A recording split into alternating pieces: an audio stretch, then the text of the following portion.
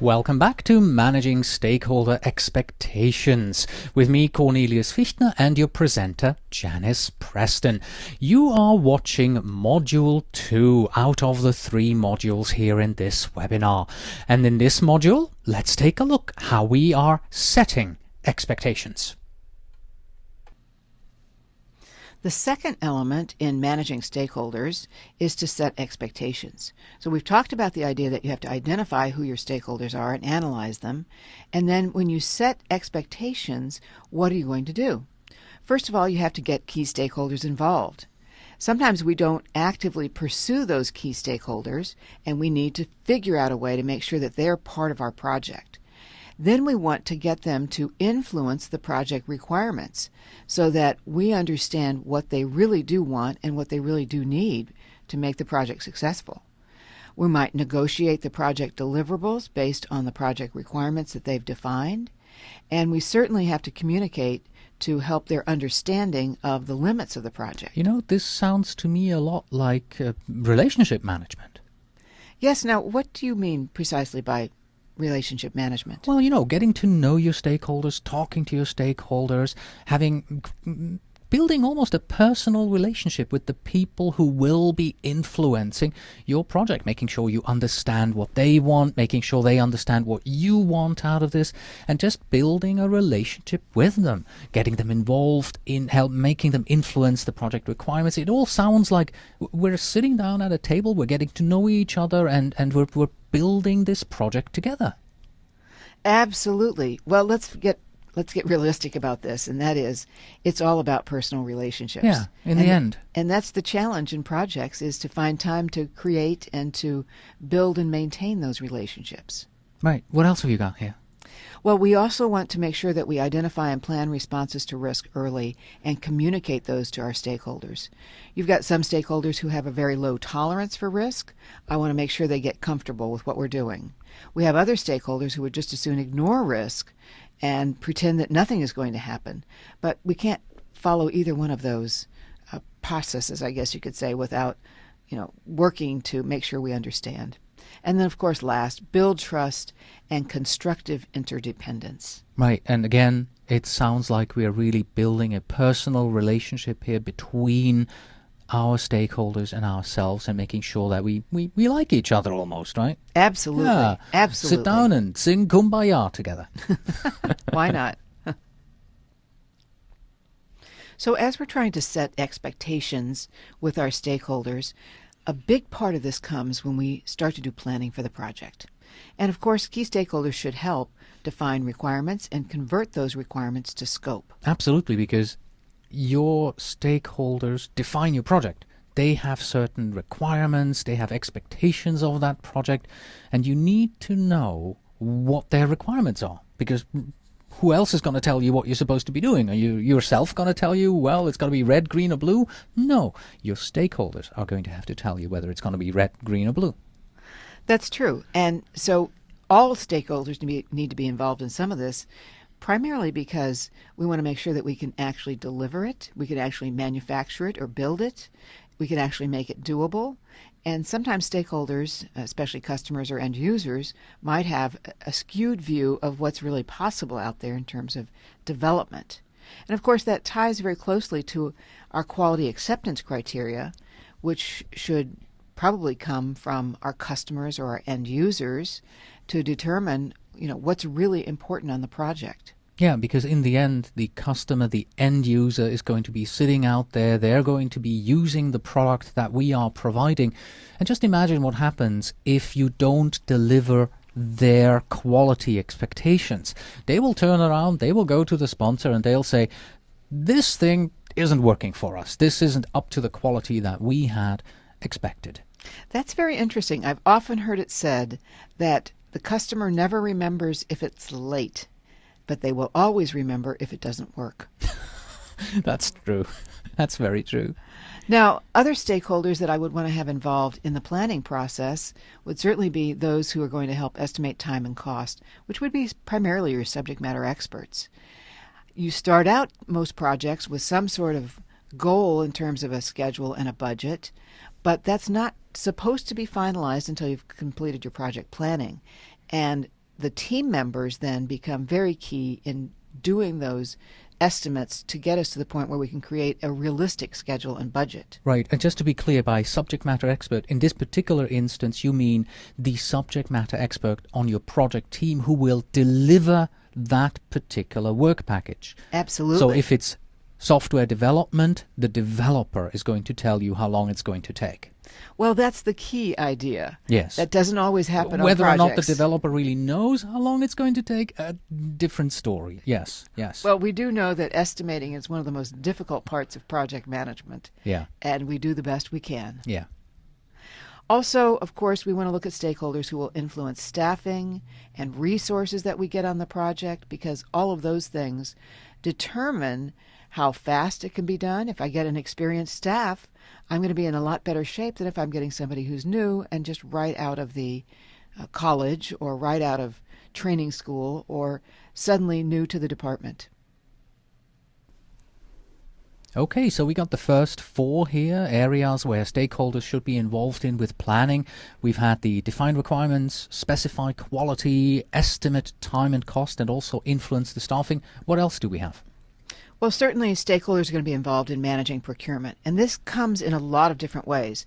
They might be involved in determining what scope should be procured, meaning our make versus buy analysis. They may be involved in actually defining or selecting the vendors. This would be our procurement department sometimes. Sometimes it would be the engineering department or some other department that involves the SMEs, subject matter experts who would be knowing who the vendors are that provide this service and so forth. And just the whole idea of the procurement process and managing the stakeholders as you go through that process of managing the contract itself. And oftentimes when you are in a larger company, when it comes to procurement, procurement is a very rigid process. You have to input into a procurement system. It has to be approved by 16 levels of senior executives. So you want to make sure that these senior executives who hold the money, who will give you the money to do that procurement, that they are on board and that you bring those on when it comes to planning out your stakeholders. Absolutely true. And in addition, we want someone who will plan for risk. So these stakeholders should be involved in the risk management process. Oftentimes, I think some stakeholders would like to pretend that there is no risk on a project. Well, Yes. they would, wouldn't they? We'd all like to pretend that. But in reality, if we do not plan for risk and if we don't think about risk, then we can get ourselves into big trouble, or we're just operating in a reactive mode instead of trying to take some advanced planning steps that would help us out. And so as I go through the idea of identifying and assessing risk, I'd really like to have a number of different stakeholders involved, because I can't think of everything, and probably neither can my core team. Okay, the next one we have on the list here is the development of a communication plan as a key item when you're planning your stakeholders. How does that fit in? Well, there's many different ways that you can communicate, and sometimes we just rely on the old favorites that we have in our organization. We always send an email, we prepare a document that gets put together with that email and so forth. But I think sometimes we really want to think about this in terms of our stakeholders, in terms of what kind of information we need to get from them and what type of information we need to give them, and come up with a couple other techniques. What are some techniques that you've used in your organizations, Cornelius? Well, the email is the number one, frankly. I would say there are the big ones. The 2 big ones are push and pull. I mean, there's pretty much just those 2. Push means, create your status report, send it out as a email attachment or just as an email. And the pull would be you create your status report and you upload it to your project room that you may have somewhere on your intranet. Maybe you have SharePoint installed or something like that, and everybody goes there to pull out the current status reports. And these days, oftentimes, we have RSS feeds that we can also provide to that. So some people who are on the latest and greatest Outlook, for instance, you can have your RSS feed automatically bring up all those goodies that the project team provides through this RSS feed. Absolutely. So those 2 are essential techniques that are being used in most organizations today, especially the more tech-savvy organizations that are able to set up these project rooms. And then, of course, the third technique that we can't forget about are face-to-face meetings, any interactive types of communication that we would have. And we have to plan for those, because if I'm planning to have a team meeting every Tuesday at 10 o'clock, then I want to get on the calendar of every key stakeholder that we need and make sure that that's part of the communication plan. And so I want my key stakeholders to say, gee, I can't make it at Tuesday at 10. Let's make our weekly team meeting at 11. Okay. Last one in your list, monitor and control. Well, of course, I can't just think about the planning process, because I have to set it up so that all this planning I do leads me to the point where I can monitor and control my project. And of course, I like to always be able to ask my favorite question, are you done yet? That's my favorite question. That is monitoring and controlling, yes, hands-on, right there. Hands-on, exactly. Yeah. So we've had these 8 ideas on how to bring key stakeholders in. How do you get them to actually do all of this? I mean, there's got to be some way of you bringing them on and making sure that they follow through with their commitments here. Well, that's the challenge. That's the challenge in every organization. I don't care if you work in government. I don't care if you work in healthcare. I don't care if you work in the private sector. I don't care if you work in any type of industry. How do I get my stakeholders involved in these planning activities and the monitoring and control activities? It's a challenge everywhere. And so as we look at this, part of it has to do with your project management process in your organization. How strong is your project selection committee that goes through and makes commitments to do projects and prioritizes those projects? Mm-hmm. What about relationship building? We talked about that earlier. Doesn't that have a lot to do with it? I think that's huge. Because once you make a personal connection with someone, they feel much more committed to not letting you down, to being part of what you're trying to be part of, or at least to giving you information if they can't make it to a team meeting, for example, or if they can't respond to information that you're requesting of them or that information you're sending them. Mm-hmm. And I also assume that the priority of your project in the overall environment of your organization has a lot to do with it. If this is a live or die project for your company, then your stakeholders are probably going to be more likely to follow through on all of these activities than if it's just, priority 99. I think that's very true. I think that seems kind of obvious in some ways, but Yes. But I think what happens often is that people don't necessarily always understand the priorities. You might know that it's priority number 2 out of all the projects you're working on, but that might not be communicated very well. So that goes back to the primary role of a project manager, which is to communicate. And you might have to bring in your project sponsor kind of as the big hammer to say, yes, this is a high priority project and we need for you to be involved, on board, and getting with it. I must be sounding like a broken record here already, but here we go. Build trusting relationships. I've been talking about this again and again, and now finally we get to a slide where we actually look at this in detail. Why do we create a climate of trust?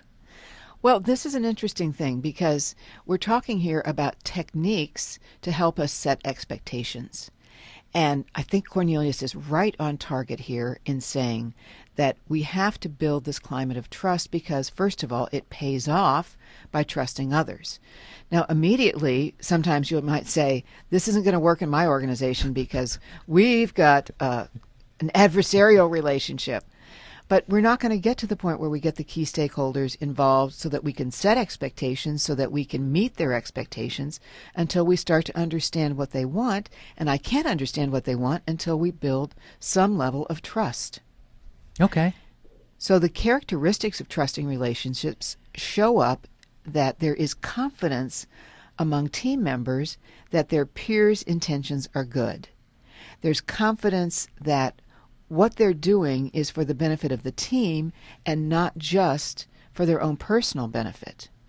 And that there's no reason to be protective or careful around the group, that I can tell you what I really feel, what I really think, and that we can have a way to express our opinions freely. Now, wait a second. This may work quite well when we're talking about a team that's co-located in the same office building, but there's a different level of issues as soon as we're talking about virtual teams. Oh, you're so right. And that's one of the challenges I think every organization is facing, because most organizations have some virtual team members on their project teams.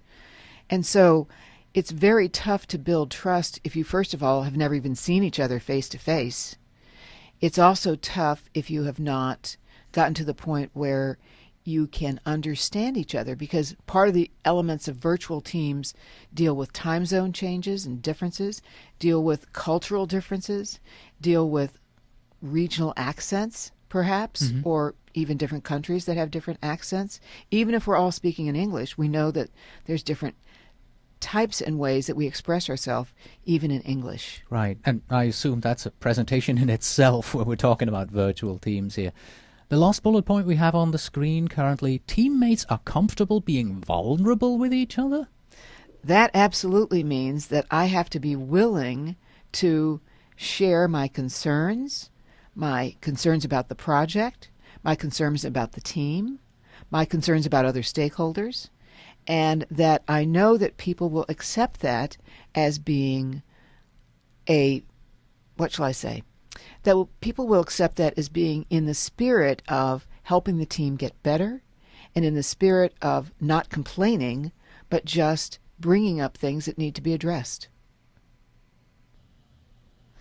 Another technique for helping you set expectations and helping you build relationships is what's called constructive interdependence. Sounds like a couple big words, but it just means that we both have to rely on each other, and that team members have to rely on each other to get it done, and that stakeholders have to rely on each other to get the project that they want and for the project to be successful. So part of the ways that you can establish a climate of constructive interdependence is to develop cooperative goals and roles. And so if I start out with an attitude that we are here to meet a common goal, then we're going to have an attitude of cooperation, as opposed to an attitude of adversarial relationships. And part of this says we could set up some norms of reciprocity. And by that, what we're really talking about is saying, how do we share information, that we have a climate of respect when we're having our team meetings, that we expect certain behavior to occur in our team meetings or to occur when we send out information, and so on. I help you, you help me. Precisely. But actually the norms would be that if I send out an email with documentation and I give you a date that I would like to have your feedback, that you either feedback by that date or you tell me why you can't. And I will do the same for you. Exactly. So that norm is established of how we're going to behave in our constructively interdependent team that we have. We want to also try and reward joint effort so that the whole team gets rewarded and focus less on individual awards. And finally, we want to support each other's interactions. To a certain extent, that's what you and I have been doing, Cornelius, is being positive about the types of things that we each talk about in this session that we're working on. Right. You said finally a few moments ago, but turns out we have a few more bullet points when it comes to constructive interdependence. Absolutely. And here's the next one. Sustain ongoing interaction with staff and peers. I think what happens on many projects is that everybody's gung-ho at the beginning. They can't wait to get started. They're actively involved. They're pretty excited about what's going on in the project. And then over time, we sort of get lazy in our habits. We don't follow the norms that we've already established, or we just get busy with other projects, other priorities, other emergencies that happen. And so part of the project manager's role, I think, is to keep that interdependence going and keep the positive attitudes about that interdependence that needs to happen. I think this is especially true in a multi-project environment when you come close to the end of a particular project, because people and resources are being pulled off your project. going onto new projects, and they still have to do a little bit of work for you, but because the new project is there, the grass is always greener on the other side where the new project is, you have to kind of pull them back by continuously interacting with your project team. That's true. That's true. And that's a challenge, I think, on most projects. It's just a challenge to keep everybody engaged all the way through to the end. Of course, one of the things you can do is create a learning environment so that you build learning into the project process. It's not just about, slamming it on through. It's about what can we learn, how can we build ourselves as we go along, and make your support visible. Support for the learning environment, support for interactions among people, support for the norms that we've established, support for our goals and roles that we have in our projects. And you can do that again by sharing power, sharing information, and sharing resources. And with this, we have come to the end of Module 2. We'll see you again in Module 3, where we will look at how to manage your stakeholders' expectations.